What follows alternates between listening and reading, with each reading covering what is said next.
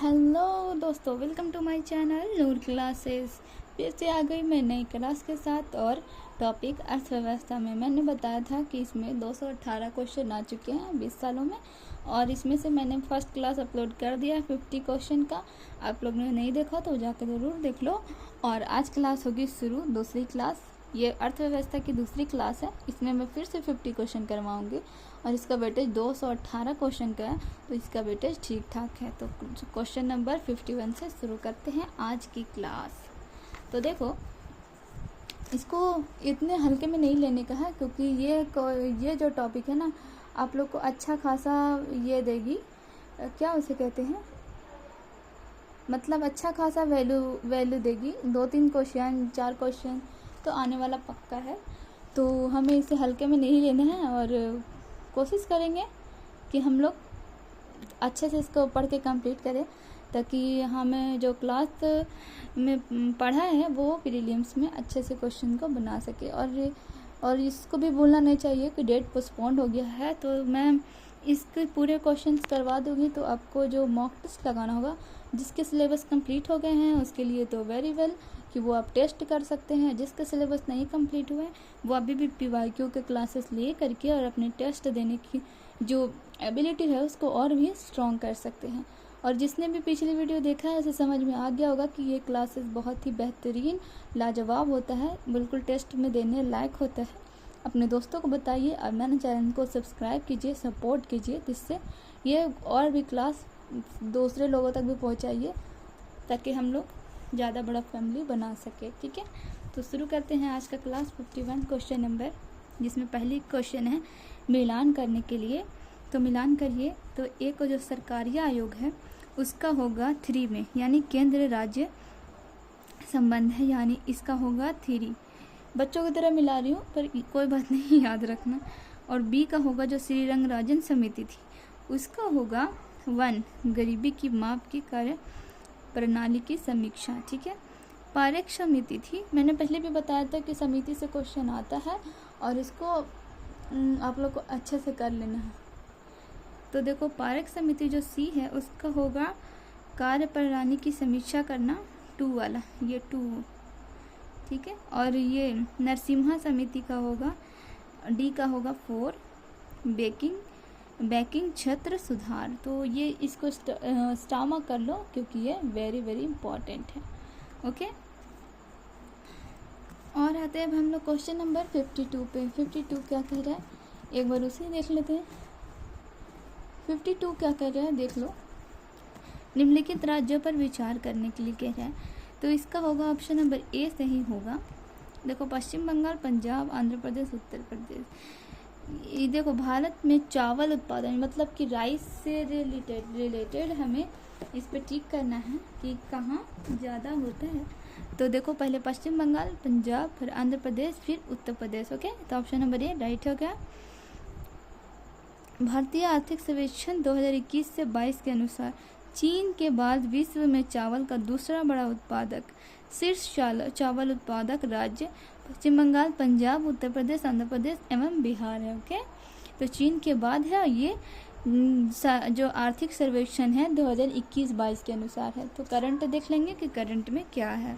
Question number 53 कह रहा है, निम्न राज्यों में से कौन सा राज्य भारत में सर्वाधिक सौर ऊर्जा का उत्पादन करता है। सौर ऊर्जा तो ये होती है राजस्थान में। ऑप्शन नंबर D राइट हो जाएगा। ठीक है, राजस्थान के बाद है गुजरात, और गुजरात के बाद कर्नाटक, कर्नाटक के बाद तमिलनाडु। ठीक है, आते हैं क्वेश्चन नंबर 54। 54 कह रहा है, उद्योग और स्थान में के निम्न जोड़ों में से कौन सा जोड़ा सही नहीं है, मतलब नॉट करेक्ट क्वेश्चन है। तो ये होगा ऑप्शन नंबर D रेल डिब्बा और अभियंत्री भागलपुर। देखो, हम लोगों ने पिछले भी पता था कि जो भागलपुर है वो रेशम मतलब सिल्क सिटी से फेमस है। किससे? Silk city. तो ये रेल डिब्बा से तो हो ही नहीं सकता। ठीक है, तो इसका होगा ऑप्शन नंबर D करेक्ट। ठीक है, क्वेश्चन नंबर 55 पे आते हैं। तो 55 क्या कह रहा है कि भारत में खाद्य प्रबंधन का निम्न में से कौन सा एक उद्देश्य नहीं है। तो खाद्य प्रबंधन का उद्देश्य क्या नहीं है? ऑप्शन नंबर इसका होगा D, वो होगा खदानों का निर्यात। ठीक है, खदानों का निर्यात। अब हम लोग आते हैं क्वेश्चन नंबर 56 56 पे ज़्यादा देर ना करते हुए 56 क्या कह रहा है कि भारत के राजस्व घाटे से तात्पर्य है कि, तो राजस्व घाटे से तात्पर्य ऑप्शन नंबर बी होगा, भारत सरकार को अपने उन व्ययों के वित्त पोषण के लिए उधार लेने की आवश्यकता है जो पूंजीगत परिसंपत्तियों का निर्माण नहीं करते हैं। ठीक है, आते हैं आप क्वेश्चन नंबर 57। कह रहे हैं वर्ष 1920 नहीं 2019 से 20 में निम्न में से कौन सा देश भारत का सर्वाधिक व्यापारिक भागीदारी वाला देश था। तो मतलब 19-20 में कौन सा सबसे ज़्यादा भारत से व्यापार करता था, तो ये था संयुक्त राज्य अमेरिका, ऑप्शन नंबर ए। ठीक है, अब हम लोग आते हैं, देखो भारत के बीच 2020-21 में इसने 112 अरब अमेरिकी डॉलर का द्विपक्षीय व्यापार किया था। ठीक, क्वेश्चन नंबर 58 में आते हैं, भारत माला परियोजना से भारत का निम्न में से कौन सा इंफ्रास्ट्रक्चर क्षेत्र संबंधित है। तो ये है सड़क इंफ्रास्ट्रक्चर, ऑप्शन नंबर डी ठीक होगा। तो भारत माला परियोजना राष्ट्रीय मार्ग परियोजना। देखो अभी आप लोग को क्या करना है कि अगर पोस्टपोन्डेड डेट मिला है तो ज़्यादा से ज़्यादा बिहार स्पेशल पढ़िए। बिहार स्पेशल से हमें एक भी क्वेश्चन छूटना नहीं चाहिए, क्योंकि बिहारी हम हैं और बिहार स्पेशल के क्वेश्चन छूटेंगे तो बहुत बेइज्जती की बात है कि नहीं। और दूसरी होगी कि आप करंट अफेयर पे ज़्यादा मजबूती से आप अपना ये बनाइए, मजबूत मतलब पकड़ बनाइए करंट अफेयर पे। ठीक है, हम लोग आते हैं क्वेश्चन नंबर 59। क्या कह रहा है कि भारत में औद्योगिक क्षेत्र की उपलब्धि को मापने के लिए निम्न में से कौन सी संस्था औद्योगिक उत्पादन के सूचकांक को जारी करता है। तो ये करता है ऑप्शन नंबर सी, केंद्रीय सांख्यिकी कार्यालय। अब देखो आप लोग कहोगे कि ये कौन सा क्वेश्चन है, तो देखो ये था उस टाइम, देखो केंद्रीय मतलब CSO था। ठीक है, और ये अब रहा नहीं, ये अब बन गया है NSO। ठीक, याद रखना CSO क्या बन गया है, NSO। World economic outlook index कौन प्रकाशित करता है, प्रकाशित से भी क्वेश्चन पढ़ना होगा। तो ये है IMF, यानी ऑप्शन नंबर सी राइट है। क्वेश्चन नंबर आते हैं हम लोग 61। निम्नलिखित में से कौन सी एक सकल घरेलू उत्पाद यानी GDP गणना करने की विधि नहीं है। कौन सी चीज़ हमें GDP नहीं गणना होती है, तो ये है देखिए उत्पादन विधि, आय विधि, व्यय विधि, लेकिन देखिए हासमान लागत विधि नहीं होता है, तो वो होगा ऑप्शन नंबर बी राइट होगा। ठीक है, अब हम लोग 62 पे आते हैं। 62 क्या कह रहा है कि भारत में राष्ट्रीय आय का आंकड़ा यानी डेटा निम्नलिखित में से कौन सा कार्यालय संगठन जारी करता है। तो ये करता है CSO, यानी ऑप्शन नंबर सी राइट हो जाएगा। अब आप लोग होंगे क्वेश्चन कहाँ रिपीट होते, तो आपकी जानकारी के लिए बता दूं, ये देखो ये 66 BPSC के लिए एग्जाम्स हैं और ये देखो उसके ऊपर ही यही क्वेश्चन रिपीट हुआ था। तो मुझे बुरा लगता है क्वेश्चन रिपीट होगा, तो आप लोग देख लो कि अभी जो क्वेश्चन आया देखो इसका भी आंसर होगा CSO, option number C right है। ठीक, और ये रिपीटेड है, 4 मार्क लगा ही लो। आते हैं अब हम लोग क्वेश्चन नंबर 63। 63 क्या कह रहा है कि आयुष्मान सहकार योजना के बारे में कौन सा कथन सत्य नहीं है। तो इसका होगा ऑप्शन नंबर ए सही हो जाएगा। भारत के वित्त मंत्रालय ने यह योजना शुरू की है। नहीं, आयुष्मान सहकार योजना जो है यह भारत के वित्त मंत्रालय ने नहीं शुरू किया। अब इतना इम्पोर्टेंट है तो इसका हम थोड़ा डिटेल भी पढ़ लेते हैं। देखो आयुष्मान सहकार योजना का मुख्य उद्देश्य ग्रामीण क्षेत्रों में स्वास्थ्य सेवा सुविधाओं की बुनियादी ढांचे को मजबूत करना है। इस कार्य को राष्ट्रीय सहकारी विकास निगम द्वारा पूरा किया गया है। देखो इसको कौन किया है, तो राष्ट्रीय सहकारी विकास निगम द्वारा। ठीक है, अब देखो इस योजना के अंतर्गत ग्रामीण क्षेत्रों में अस्पताल, मेडिकल कॉलेज खोलने हेतु आवश्यक ऋण सहकारी विकास निगम उपलब्ध कराया जाता है। ठीक है, अब हम लोग क्वेश्चन नंबर आते हैं 64 पे। 64 क्या कर रहा है कि भारत के बजट में किस वर्ष वस्तु लेन देन कर यानी CTT प्रस्तुत किया गया था। तो ये था 2013 से 14, ऑप्शन नंबर ए राइट है। ठीक है, और देखो इसका फुल फॉर्म क्या होता है, कमोडिटी ट्रांजैक्शन टैक्स की घोषणा की गई थी। और इसको मैं कर दूं VVI, क्योंकि ये क्वेश्चन रिपीट हो सकता है। ठीक, भारत में जेंडर बजटिंग कब शुरू किया गया था? तो ये 2005 से 6, ऑप्शन नंबर ए राइट हो जाएगा। ठीक है, आते हैं हम लोग क्वेश्चन नंबर 66 क्या कह रहे हैं? पीएम केयर्स कोष के बारे में कौन सा कथन असत्य है? देखो असत्य पूछ रहा है, रॉन्ग पूछ रहा है, तो ये होगा उपयुक्त में से एक से अधिक असत्य है। अब पीएम केयर्स योजना क्या है तो उसके बारे में जान लेना है। योजना तो हमेशा पूछता है। और देखो कह रहे हैं, देखो जो ऑप्शंस जो दिए हुए हैं ना A B C D, ये सारे ऑप्शंस पीएम केयर्स योजना से संबंधित हैं। तो आप लोग इसे पढ़ लो कि देखो ट्रस्टी नियुक्त किया गया कोई भी व्यक्ति निःशुल्क रूप से कार्य करेगा। ठीक है, इस कोष में पूरी तरह व्यक्तियों संगठन से स्वैच्छिक योगदान होता है। ओके, इसका प्राथमिक उद्देश्य किसी भी प्रकार का आपात या संकट की स्थिति में से निपटने तथा प्रभावितों को राहत प्रदान करना है। इससे कोई भी बजटीय सहायता नहीं मिलती है। तो ये है पीएम केयर्स योजना। इसका फुल फॉर्म देख लो कि prime minister citizen assistant and relief in emergency situation fund होगा।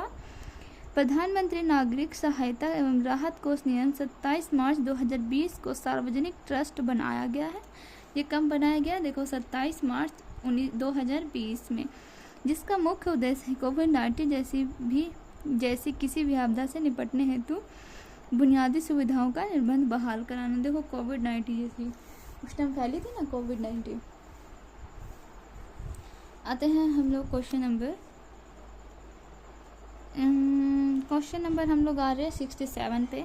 भारत के राज्यों को वर्ष 2018-19 में के चावल उत्पादन के सही आरोही क्रम लिखो। चावल उत्पादन पीछे रिपीटेड, अब इसे रिपीट ना कहूँ तो क्या कहूँ?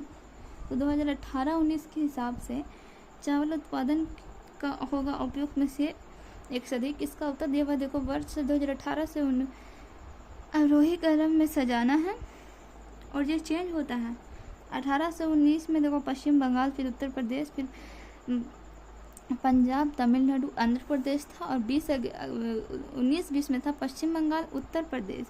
फिर देखो पंजाब हट गया, उसकी जगह पे आ गया आंध्र प्रदेश, तब पंजाब, और तमिलनाडु तब बिहार, यानी बिहार फिर 6ठे नंबर पे चल गया। और ये कब गया? 2019-20 में। तो इसको इम्पोर्टेंट कर रही हूँ, इसको याद कर लेना है। क्वेश्चन नंबर हम लोग आ रहे हैं 68 में, और क्वेश्चंस हैं।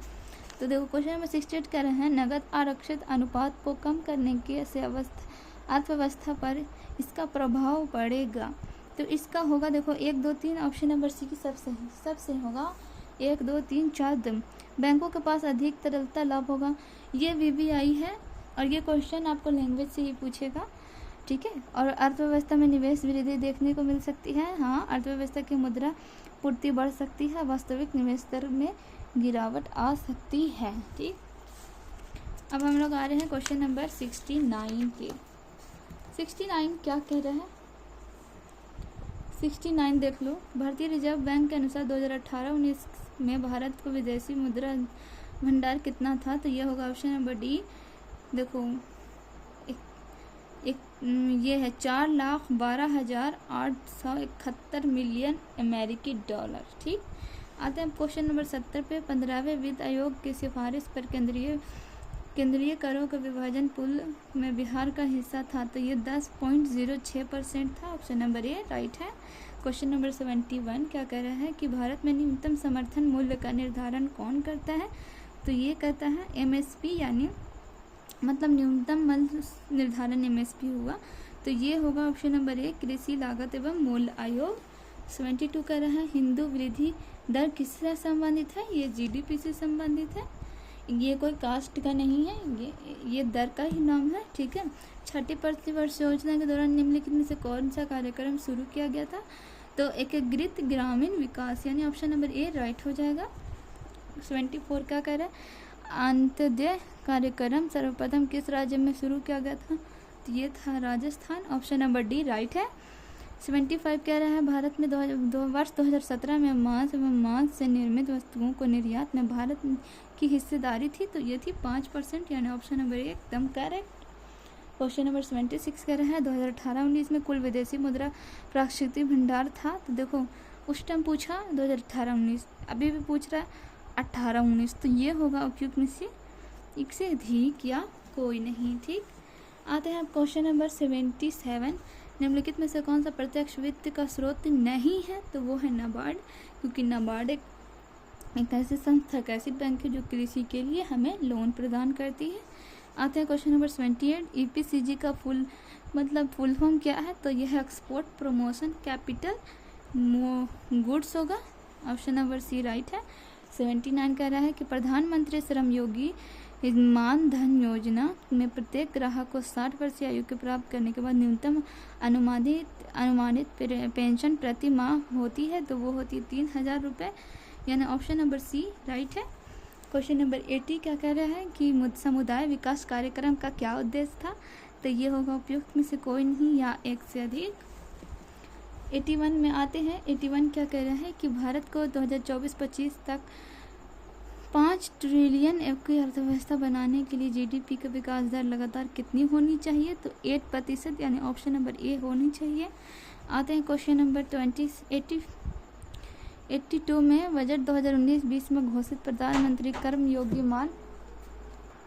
अब देखो क्वेश्चन नंबर हम लोग आते हैं 82 पे कि 2019-20 में घोषित प्रधानमंत्री कर्मयोगी मानधन योजना का लक्ष्य क्या था? तो ये था सी में खुदरा व्यापारी और छोटे दुकानदारों को पेंशन लाभ देना। ठीक है, क्वेश्चन नंबर 83 पे आते हैं। 83 क्या कह रहा है? 83 कह रहा है बौना उद्यम 100 से कम वाले प्रतिष्ठान का भारत में 2018-19 में सेवा योजन और उत्पादकता में प्रतिशत योगदान क्रमशः था। तो क्रमशः कितना था? ए में 14 से 8%, यानी ऑप्शन नंबर ए होगा 14% और 8%। ठीक है, हम लोग आते हैं क्वेश्चन नंबर 86 नॉट 84। 84 कह रहा है कि वित्तीय वर्ष 2018-19 में भारत का कितना प्रतिशत ग्रामीण परिवार शौचालय तक पहुँच वाला तथा उसमें व्यवहार करता हुआ पाया गया? तो ये 99%, ऑप्शन नंबर डी राइट हो जाएगा। Very good question. अब आते हैं क्वेश्चन नंबर 85। भारत में कुल बिजली उत्पादन में नवीकरणीय ऊर्जा 25 मेगावाट से अधिक पन बिजली को छोड़कर का हिस्सा 2014-15 में प्रतिशत बढ़कर 2018-19 में कितना प्रतिशत बढ़ गया? तो ये होगा ऑप्शन नंबर ई। देखो उपयुक्त में से कोई नहीं या एक से अधिक। क्वेश्चन नंबर हम लोग आ रहे हैं 86 पे। 2017-18 में भारत की GDP का विकास दर 7.2 से घटकर 2018-19 में कितनी प्रतिशत हो गई? तो 6.8। ये देखो 2017 से 18 में 18 से 19 में 6.8% GDP और घट गई। आते हैं अब क्वेश्चन नंबर 87। इसका करेक्ट और करंट अफेयर आप लोग याद कर लीजिएगा कि अभी GDP कितनी है। देखिए 2017-18 में स्थिर या निश्चित निवेश की विकास दर कितने प्रतिशत बढ़कर 18-19 में 10% हुई थी? तो ये 9.3%, यानी ऑप्शन नंबर बी राइट हो जाएगा। Question number 88। भारत के रत्न और आभूषण निर्यात संवर्धन प्रतिशत के अनुसार निर्यात विकास दर अप्रैल-जुलाई 2019 में 18 के उसी समय की तुलना में कितनी घटी है? ये 8.5%, ऑप्शन नंबर सी राइट है। क्वेश्चन नंबर 89 कह रहा है अगस्त 2019 में भारत सरकार के वित्त मंत्रालय ने सार्वजनिक क्षेत्र बैंकों को तरलता और उधार व्यवस्था को सुधार करने के लिए कितना मूलधन करोड़ों में डालने की घोषणा की? तो ये थी 70,000 करोड़ रुपए, यानी ऑप्शन नंबर सी राइट है। 90 पे आते हैं हम लोग। Question number 90। 2011 की जनगणना के अनुसार भारत की कुल जनसंख्या में नगरीय जनसंख्या का प्रतिशत था लगभग कितना प्रतिशत? तो 31%, ऑप्शन नंबर बी राइट है। क्वेश्चन नंबर 91 पे हम आ गए बहुत ही जल्द। अब देखिए कह रहे हैं भारत सरकार की नीति आयोग जो आर्थिक नीति निर्धारण के चिंतन समूह थिंक टैंक और में नीति का पूरा स्वरूप क्या है? नीति का फुल फॉर्म क्या है से पूछ रहा है, तो ऑप्शन नंबर बी होगा national institute for transforming India. Okay, अब आते हैं हम लोग क्वेश्चन नंबर 92। 12वीं पंचवर्षीय योजना के दौरान कृषि सहायक क्षेत्रों के लिए निम्न में से किस एक औसत वार्षिक दर को लक्ष्य रखा गया था? तो ये था 4.0%, ऑप्शन नंबर सी राइट है। क्वेश्चन नंबर 93 कह रहा है कि सरकार की नीति मेक इन इंडिया का उद्देश्य क्या था? देखो क्वेश्चन रिपीटेड है, मेक इन इंडिया या उपयुक्त में से एक से अधिक होगा। दिए गए सभी विकल्प सही है, तो सही विकल्प को आप लोग को पढ़ लेना है। मेक इन इंडिया के बारे में अगर पता है तो वेरी गुड। अब आते हैं क्वेश्चन नंबर 94 कि निम्न में से कौन सा एक औद्योगिक विकास के लिए प्रोत्साहित नहीं है? तो कौन से नहीं है? ऑप्शन नंबर ई होगा, और उनमें से कोई सही नहीं है। ठीक है, विकल्प जो दिए हुए हैं विकास के दिन करती है, मतलब ये मेक इन इंडिया, ये सब प्रोत्साहित ही है। ठीक है। क्वेश्चन नंबर हम 95 पे आते हैं। पूरा ग्रामीण क्षेत्र में नगरीय सुविधा प्रदान करने प्रारूप किसके द्वारा प्रस्तावित किया गया था? तो ये था APJ Abdul Kalam Azad. Option number A right होगा, APJ अब्दुल कलाम। ठीक है। पूरा यानी providing urban immunities in rural area. Important है क्वेश्चन, याद रखना।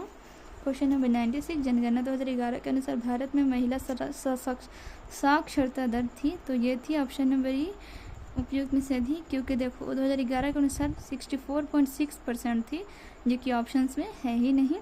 और पुरुष की थी 80.9%। भारत में औसतन जो साक्षरता दर है वो 74.04% है। आते हैं क्वेश्चन नंबर 97, इनमें से किसने गरीबी निवारण का प्रभावपूर्ण अस्त्र के रूप में सेवक समूह का विचार किया गया है? तो Mohammad Yunus. Option number B right हो जाएगा। क्वेश्चन नंबर 98 आते हैं। निम्न से कौन सा एक कृषि उत्पादकता बढ़ाने का रास्ता है? तो ये उपयुक्त में से एक से अधिक होगा। कि देखिए, गुणवत्ता बीज, हम कुशल सिंचाई और कीटनाशकों का प्रयोग, उर्वरकों का प्रयोग करके हम अपनी जो उत्पादकता है उसको हम बढ़ा सकते हैं। अब हम लोग क्वेश्चन नंबर 99 आ गए हैं। बहुत ही अच्छे क्वेश्चन है। निम्न से कौन सा एक मनरेगा का उद्देश्य है?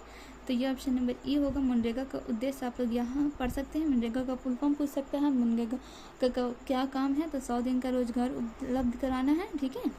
आते हैं क्वेश्चन नंबर 100 और आज का लास्ट क्वेश्चन। तो हम लोग पढ़ते हैं क्या कह रहा है। निम्न में से कौन सा संघीय बजट 2017-18 के अभिष्ट उद्देश्यों में सम्मिलित नहीं था? तो ये ऑप्शन नंबर सी, भारत को शिक्षित करना। ठीक है। तो देखो 50 क्वेश्चन में ही 20 मिनट हो गए हैं और 20 मिनट में मैंने 50 क्वेश्चन कराया है। तो जो भी लास्ट तक बने हुए थे वो ज़रूर देखें, अपने दोस्त को बताएं और सबको बता के और पढ़ें और प्रीलिम्स की तैयारी में बेहतरीन करें, क्योंकि डेट पोस्टपोन्ड हुआ है, कैंसिल नहीं। यही बात मैं हर क्लास में कह रही हूँ और हमें तैयारी और मजबूत करने की मौका मिला है। फिर से हम लोग मिलेंगे नेक्स्ट क्लास में। Thank you, bye bye.